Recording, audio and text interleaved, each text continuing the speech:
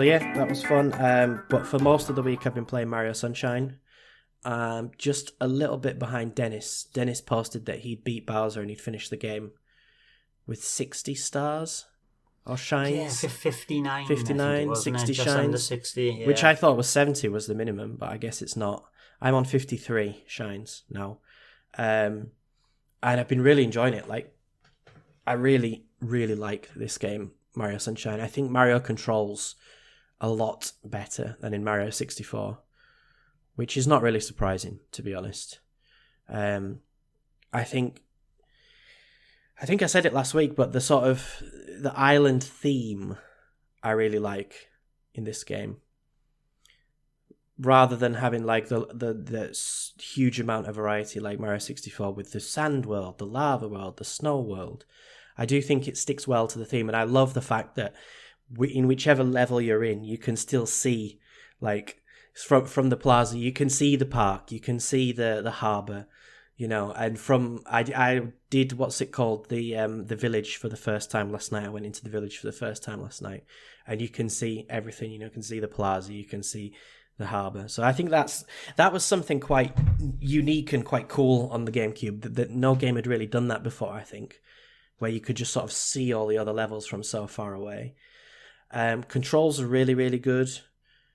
I love just running around the plaza, not doing anything but, you know, jumping and like diving and stuff like that, and sliding around, like spraying a little bit of water in front of you and sliding really fast. Such a good game to control. It is a shame that it's only 30 frames a second, and as I mentioned before, there is quite a lot of slowdown, and that is a big shame. It's consistent, like you meet it quite regularly, which it is a shame because I don't remember that from the GameCube version, and I do wonder if it's just a problem with the emulation or something, because it definitely dips below 30. Not really at any sort of significant moment, like, you know, if you're doing some kind of like mission for a shine, like, you know, spraying something or fighting with an enemy, it's not really noticeable. It's usually when you are moving like to a big open area and you can see it all on the screen, then it might take a little hit. Or if you're like opening the menu, it takes a massive hit and stuff like that. So it's just weird. It's just really weird. But in general, the game runs fine. Would be better at 60, of course, but yeah, I've finished the first world 100%, so I've got the 100 coins. That took ages to get that, and I've done the 2 secret shines, which is 8 red coins in the platforming sections, you know, where they remove the flood. Yes, and you have to get 8 red coins, but for that you do have flood, so. Because you go back into it. You go back into them and do it. So that's the first one, Bianco Hills. I think that's my favourite in this game. I think that's my favourite level. I like the music. I love the huge windmill and the sort of the wires that you can jump on. I think it's a really well-designed and creative sort of playground. And that's the thing as well, it doesn't look like a typical Mario level, really. Sort of this sort of Italian village in the hills, and it's just, it's a lot of fun to run around there, and there's a couple of good secrets to find. The only problem is the blue coins. Because you found them all? No, and I don't think I'm gonna, because I've found 15 or 16 in the first world. And when I did the 100 coins, I looked everywhere and I grabbed 3 or 4 blue coins, couldn't find any more. And then I realized that, probably in each of the 8 different shines, you know, at the beginning of the world, you click the shine you want to do. Yeah. I'm guessing that they'll have different locations for the blue coins in each one. So I've still got I've got 16. There's 14 to go, and I looked everywhere. I couldn't find any more. So it does mean that you have to go in. That was a mistake. I can't remember. So long ago since I played Sunshine. And the only thing is, like, you have no way of tracking, as far as I remember. I could be wrong, but you have no way of tracking how many coins you've got, except on the world map. It shows you the number in that world, not in each individual stage, how many are remaining or whether you've got them all, like a little tick or something. It's just, in Bianco Hills, you have 16 coins, which means there's 14 more. And I have no idea where and no idea which shine I need to click on to do it. So I don't think I'm going to 100%. So much criticism already on the forum about that as well, and it's like, you need a walkthrough. It's as simple as that. You know, you need to just get a blue coin walkthrough once you finish the main game and go back and collect every single one of them. I'm not going to bother 100% in it. I'll get as many as I can, except the blue coins. It'll probably leave me on about 95 to 100 shines, which is fine. And then maybe I'll come back and do very, very, very slowly do the 100 coins. But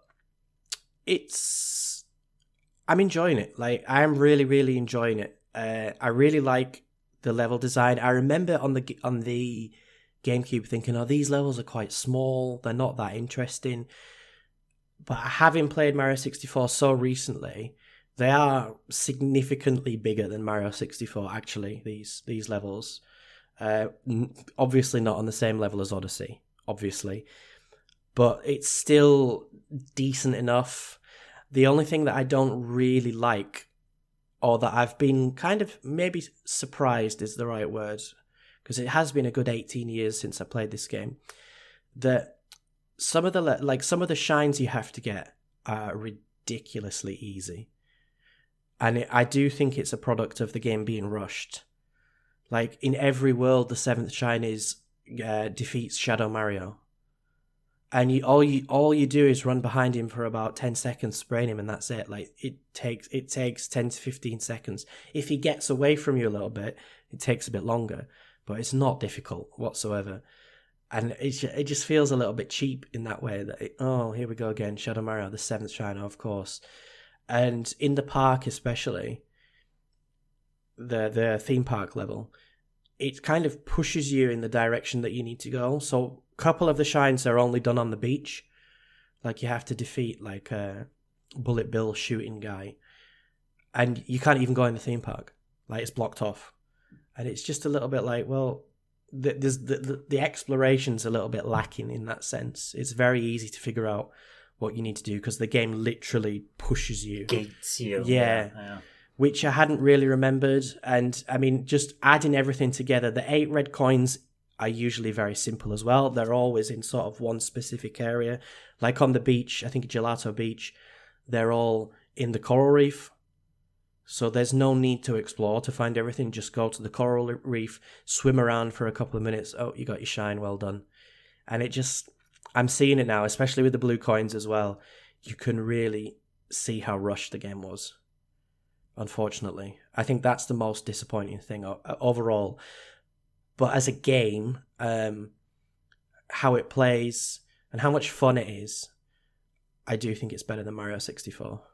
I would put it above Mario 64. In my mind, the thing that I always remember from it is that kind of exploration and spinning around on those little wires and all that in Bianco Hills, where with the you spray your water and you start doing a cartwheel on it. But also the bosses stick out in my mind as some of the best bosses from a Mario game. Is that true? Do they hold up? Mostly, I would say. Like, at the beginning of the game, you have to fight P.P. Piranha and the squid. Yeah. I would say a little bit too much. I would say you're constantly having to fight, especially the piranha. And maybe squirt his mouth. But I mean, they're good bosses. They're fun, and they gradually do get more difficult. Like in Bianco Hills, for example, you have to shoot him out of the sky first, and then do everything else. But yes, definitely the bosses definitely are better in this game. Definitely better than in Mario 64. I think they're a bit overused in the beginning of the game, I would say. But yeah, I'm having a good time. I would personally, having played both now for quite a lot, I prefer Sunshine to Mario 64, I think, overall. And then we'll see when Galaxy comes around in a couple of weeks, probably take the crown. It'll be surpassed, I'm sure it will. And what about you then? Thanks for watching, and don't forget to hit the subscribe button and give us a like if you've enjoyed our content. You can also check out our other great content on Twitter, Facebook, Instagram, and the N-E Café podcast from all good podcast providers. Just follow the links in the description below.